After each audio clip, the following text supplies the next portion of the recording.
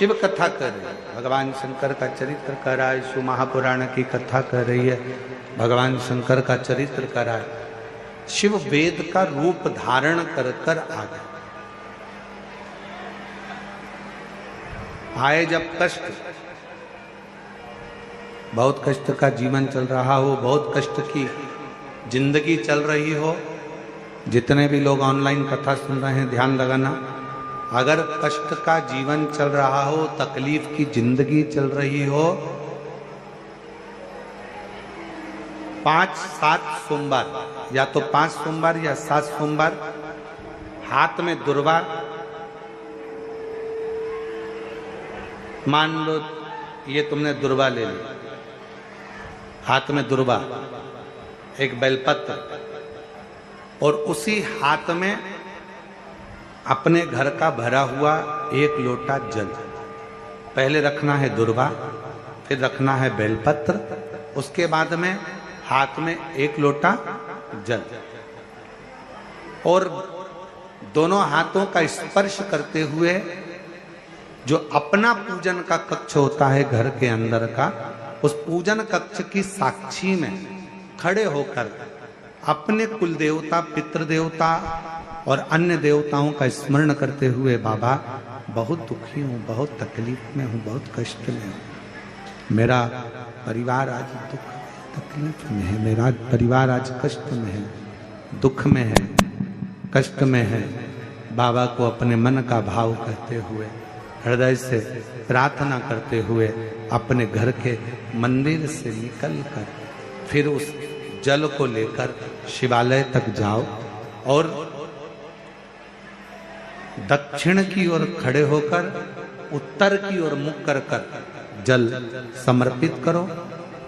बेलपत्र और दुर्वा दोनों को अशोक सुंदरी वाली जगह पर चढ़ा दीजिए। अशोक सुंदरी की जगह तो सबको मालूम है ना। अशोक सुंदरी वाली जगह पर उस बेलपत्र और दुर्वा को समर्पित कर दो। चढ़ा हुआ थोड़ा सा जल लेकर आओ, घर के दरवाजे पर उसका छींटा दे दो, लेपन कर दो, और बाबा से 5 सोमवार नियम से आप दुर्वा, बेलपत्र और जल का प्रयोग अगर करोगे, 5 सोमवार पूर्ण होंगे। जो तुम्हारा दुख है वो समाप्त जरूर होगा। शिव करुणा जरूर होगा, शिव कृपा जरूर। बस इसमें 3 चीजों का स्मरण रखिएगा, 3 चीजों का ध्यान। पकड़ रहा गला, आवाज खुल नहीं पा रही, थोड़ा आवाज खोलिए और मिठास दीजिए। शिव पुराण कर रही है, इसमें 3 चीजों का स्मरण करिए। पहले नंबर पर दुर्वा, दूसरे नंबर पर बेलपत्र, और तीसरे नंबर पर जब जल चढ़ाकर वापिस आओ तो अपने घर में प्रवेश के पहले देहली पर, चौखट पर भगवान शंकर के अपने घर के द्वार पर शिव का नाम लेकर जल का सिंचन। उसका फल कितना है? सोमवार का एक नियम बना कि महीने का 1 सोमवार मुझे ऐसा करना है, 3 नियम धारण करना है महीने के सोमवार को। पहला, सुबेरे जाकर शंकर भगवान को 1 लोटा जल चढ़ाना है। दूसरा, दोपहर के समय पर जाकर मुझे बेलपत्री के वृक्ष के नीचे एक चावल का दाना रखकर बेलपत्री की 7, 11, 21, 108, 51 जितनी परिक्रमा आप लगा सकते हो वो लगाना है। और तीसरा, बेलपत्री के वृक्ष के नीचे और शंकर के मंदिर के दरवाजे पर मुझे एक घी का दीपक लगाना है। बस ये 3 नियम जिसने महीने में एक बार ले लिया, समझ लो उसको पीछे हटने की जरूरत ही नहीं, वो आगे ही बढ़े। प्रदोष काल के समय पर बट वृक्ष के नीचे दिया लगाया जाता है। बट वृक्ष के नीचे लौंग का मात्र भोग रख दिया जाता है। लौंग मात्र, अगर बट वृक्ष के नीचे दिया लगाकर एक लौंग का जल या लौंग भगवान बटकेश्वर महादेव के नाम से भी अगर शिव को समर्पित करी है तो ये निश्चित है कि कर्जा कितना भी भारी होगा वो कर्जा चूकेगा जरूर, और कहीं ना कहीं से लक्ष्मी की व्यवस्था देवाधिदेव महादेव करेंगे। एक पत्र आया है, इसी कर्जे को चूकने वाला एक पत्र, किसी ने अपना फोटो भी भेजा। दे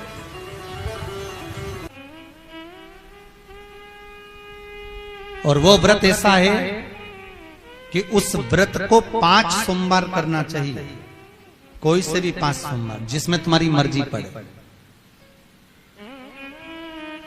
ऐसा कौन सा काम है जो पशुपति व्रत से नहीं हो सकता? जब पशुपति अस्त्र मात्र भगवान राम के तरकश में रखे होने पर लंकाधिपति रावण के प्राण निकल सकते हैं, तो जीवन का वो कौन सा सुख है जो पशुपति व्रत से प्राप्त नहीं हो सकता? बस उसका नियम है, 5 सोमवार करो, पहले सोमवार को करो चाहे दूसरे सोमवार को करो, जिस सोमवार को पशुपति व्रत करो सुबह शंकर जी के मंदिर में जाकर पूजन करो, अर्चना करो, अभिषेक करो, वो थाली को लेकर वापिस घर में रख दो।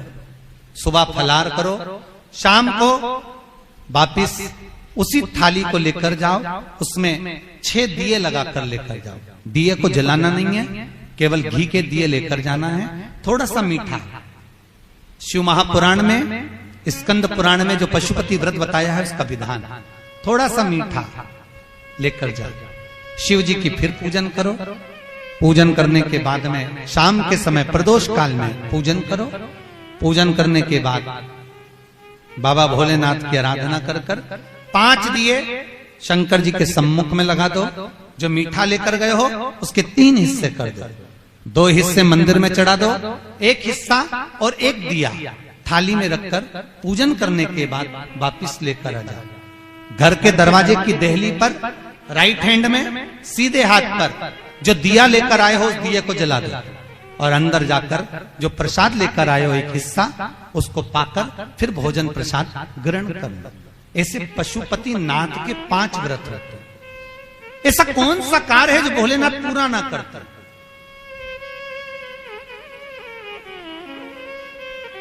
कौन सा? श्री राम जी महाराज अगर सेतु पर चढ़ाई करने जा रहे हैं लंका पर, तो भगवान शिव की आराधना कर कर जा रहे हैं। भगवान कृष्ण ने भी भगवान शंकर की आराधना करी, भगवान शिव की आराधना।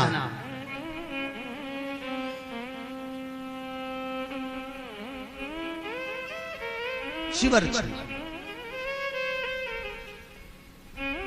मेरे वेंकटेश भगवान तिरुमाला के शिखर पर अगर तिरुपति बालाजी विराजमान हैं, तो पहले उन्होंने भगवान शिव जी से पूछा कि हम यहां बैठकर तप करना चाहते हैं, आ जाएं? भगवान शंकर ने कहा आओ, और तिरुमाला के शिखर पर बैठकर तप करो, साधना करो, आपकी मर्जी पड़े वैसे निवास करो। मेरे हरि, मेरे तिरुपति नाथ, मेरे बालाजी, मेरे वेंकटेश भगवान कहते हैं, मेरे नारायण कहते हैं, भोलेनाथ हम यहां तप करेंगे और दुनिया के लोग आएंगे तो क्या होगा? शंकर भगवान ने कहा चिंता मत करो, आप तिरुमाला के शिखर पर बैठकर तप करना, मैं कपिलेश्वर महादेव के रूप में बैठकर तुम्हारी रक्षा करूंगा। अगर आप तिरुपति गए होगे तो आपको मालूम होगा, ऊपर तिरुमाला में मेरे नारायण हैं, तो नीचे कपिलेश्वर महादेव में मेरे शंकर बैठकर रक्षा करना। नाथ द्वारा चले जाओ। जब श्री जी बाबा के ऊपर आक्रमण किया गया, भोलेनाथ जी के ऊपर जब श्रीनाथ जी के ऊपर जब आक्रमण किया गया, गोवर्धन नाथ जी की मूर्ति को खंडित करने का जब भाव आया, तब ब्रजवासियों ने शंकर भगवान को घास के पूले में दबाकर बैलगाड़ी में लेकर रात की रात भाग गए। और श्रीनाथ जी को लेकर जब भागे, सब दूर घूम लिए, श्री जी बाबा को कहां रखें, श्रीनाथ जी को कहां रखें। तब सब दूर घूमने के बाद मेवाड़ की भूमि में जब पहुंचे, तो शंकर भगवान से श्री जी बाबा ने कहा भोलेनाथ अब आप बता दो हम कहां रहे, बार बार घूम रहे हैं, कहां जाएं हम,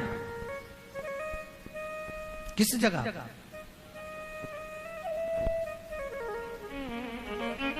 हम कहां जाएं, हम किस जगह पर जाएं? आप बताओ। भगवान शिव कहते हैं